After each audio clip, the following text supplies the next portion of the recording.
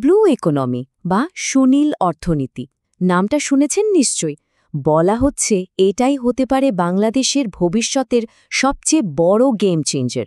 তো চলুন আজকের এই আলোচনায় গভীরে যাওয়া যাক আর দেখি আমাদের সমুদ্রকে ঘিরে ঠিক কী বিশাল সম্ভাবনা অপেক্ষা করছে।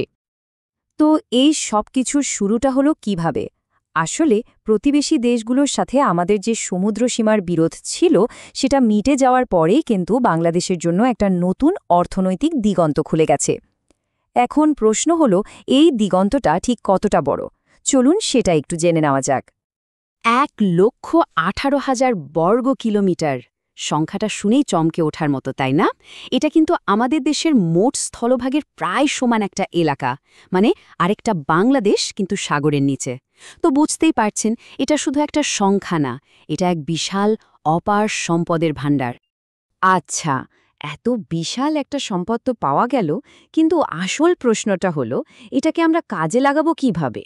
ঠিক এখানেই চলে আসে ব্লু ইকোনমি বা সুনীল অর্থনীতির ধারণাটা। এখন ভাবছেন এই ব্লু ইকোনমি জিনিসটা আসলে কি? খুব সহজ করে যদি বলি, এটা হলো সমুদ্রের সম্পদকে কাজে লাগানোর একটা স্মার্ট আর টেকসই উপায়। মানে আমরা অর্থনৈতিকভাবে উন্নতি করব, মানুষের জীবনযাত্রার মান বাড়বে, নতুন নতুন কর্মসংস্থান তৈরি হবে, কিন্তু সবচেয়ে গুরুত্বপূর্ণ বিষয়টা হলো সমুদ্র বা এর পরিবেশের কোনো ক্ষতি করা চলবে না। অর্থাৎ উন্নয়ন আর সুরক্ষা দুটোকে সাথে নিয়ে চলতে হবে। এটাই হলো মূল আইডিয়া। বেশ, তত্ত্বকথা তো অনেক হলো। এখন চলুন আসল কথায় আসি। এই যে সম্ভাবনার সাগর, এর গভীরে ঠিক কি কি সম্পদ লুকিয়ে আছে, চলুন একটা ডুব দিয়েই দেখা যাক।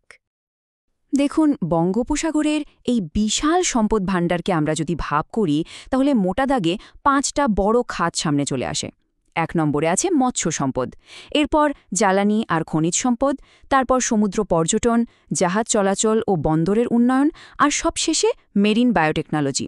আর বিশ্বাস করুন, এর প্রত্যেকটা খাতই এক একটা বিশাল সম্ভাবনার দরজা খুলে দিতে পারে। চলুন শুরু করা যাক মাছ দিয়ে।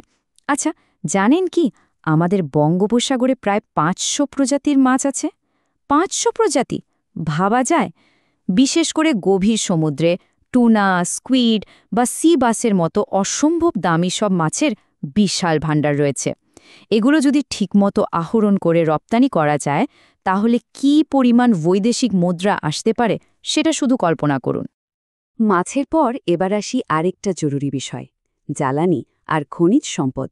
আমাদের সমুদ্রের একেবারে তলদেশে কিন্তু প্রাকৃতিক গ্যাস, এমনকি সম্ভবত তেল ক্ষেত্রেরও সন্ধান পাওয়া গেছে।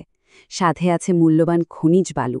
ভাবুন তো, এই সম্পদগুলো যদি আমরা ঠিকঠাকভাবে তুলে আনতে পারি, তাহলে দেশের জ্বালানি নিরাপত্তার ছবিটাই কিন্তু বদলে যেতে পারে। এবার আসি পর্যটনে। এই খাতেও কিন্তু আমাদের সম্ভাবনা আকাশ ছোঁয়া। দেখুন, আমাদের আছে পৃথিবীর দীর্ঘতম সমুদ্র সৈকত কক্সবাজার, কোরাল দ্বীপ সেন্ট মার্টিন, কিংবা কুয়াকাটার মতো জায়গা যেখান থেকে সূর্যোদয় আর সূর্যাস্ত দুটোই দেখা যায়। প্রায় তো আমরা মালদ্বীপ বা থাইল্যান্ডের উদাহরণ দিই, তাই না? তারা যদি তাদের সমুদ্রকে কাজে লাগিয়ে অর্থনীতি বদলে ফেলতে পারে, তাহলে আমরা কেন পারব না? বাহ, এত সব সম্ভাবনার কথা শুনে তো দারুণ লাগছে, তাই না? মনে হচ্ছে যেন সোনায় সোহাগা। কিন্তু মুদ্রা তো আরেকটা পিঠও থাকে।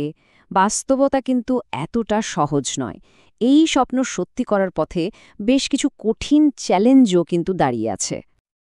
আর সেই চ্যালেঞ্জগুলোর মধ্যে সবচেয়ে বড়টা কি জানেন? দূষণ। একদিকে আমরা স্বপ্নের কথা বলছি, আর অন্যদিকে শিল্পবর্জ্য আর প্লাস্টিক দূষণ মিলে আমাদের এই অপার সমুদ্র সম্পদকে তিলে তিলে শেষ করে দিচ্ছে। যে বিশাল সম্ভাবনা নিয়ে আমরা কথা বলছি, সেটা আজ মারাত্মক হুমকির মুখে দাঁড়িয়ে আছে। না, শুধু দূষণই একমাত্র বাধা নয়, তালিকাটা আরও বেশ লম্বা। যেমন ধরুন, গভীর সমুদ্রের সম্পদ খোঁজার জন্য যে ধরনের আধুনিক প্রযুক্তি দরকার, সেটা আমাদের কাছে সীমিত। আবার এই কাজগুলো করার জন্য যে দক্ষ বিশেষজ্ঞ দরকার, যেমন ধরুন মেরিন বায়োলজিস্ট বা ওশিয়ানোগ্রাফার, সেই জনবলেরও কিন্তু ঘাটতি আছে।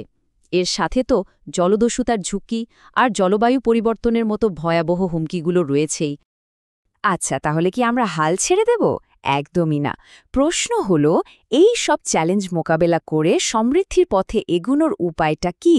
একটা কার্যকারী কৌশল ঠিক কেমন হতে পারে? চলুন এবার সেই পথটাই খোঁজার চেষ্টা করা যাক।